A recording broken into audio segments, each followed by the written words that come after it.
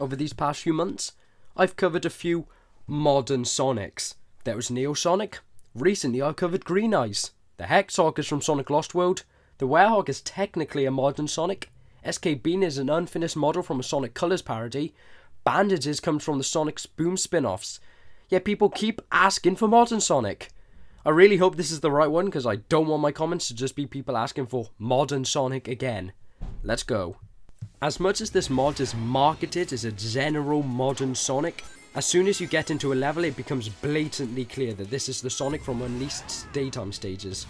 The UI is the same, he uses Jason's voice lines, and the moveset is most heavily based off this incarnation. You have your homing attack / double jump mapped to your jump button, which I found much better than Sadow's homing attack due to it only locking onto objects you can currently see. The crouch, slide and stomp are situationally attached to your spin button, which you may assume I'll dislike due to my distaste of Tangle overusing one button, but I feel it's pulled off much better here. Using Custom 1 starts your boost, which I had a few problems with that I'll explain later. Custom 2 is your lightspeed dash, which I barely ever used, and Custom 3 is your trick button, which I like to do to give him something to do while firing off a spring or steam jet. Passively, Sonic can cling to walls, although I personally thought this was more of a hindrance due to him not having a way to turn back quickly after jumping off a wall.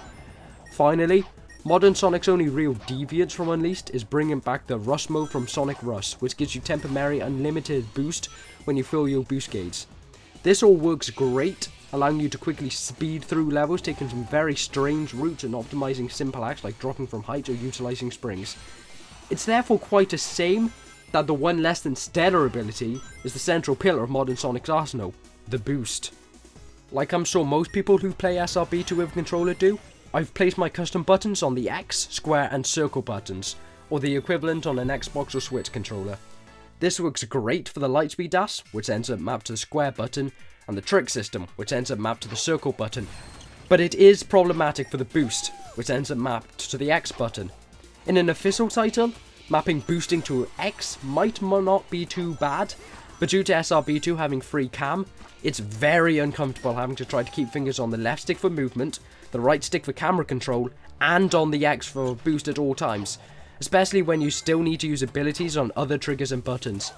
Personally, I'd prefer that the stomp / slide and boost were swapped around on the control scheme, due to the former being both less important and not as closely linked to the camera. You could counter by saying to change where the custom buttons are mapped, but where else would I put it? Changing X to triangle is no better, the triggers are already used for jump and spin, and the D-pad would just stop me from being able to move. It's a lose-lose scenario. I think my recommendation would be the most viable way to fix it, at least for controller players. Despite that small problem, everything else about the mod is golden. The rest of the moveset is perfectly done, the UI is slick and clean, if a little large, and the sprites are varied and look great.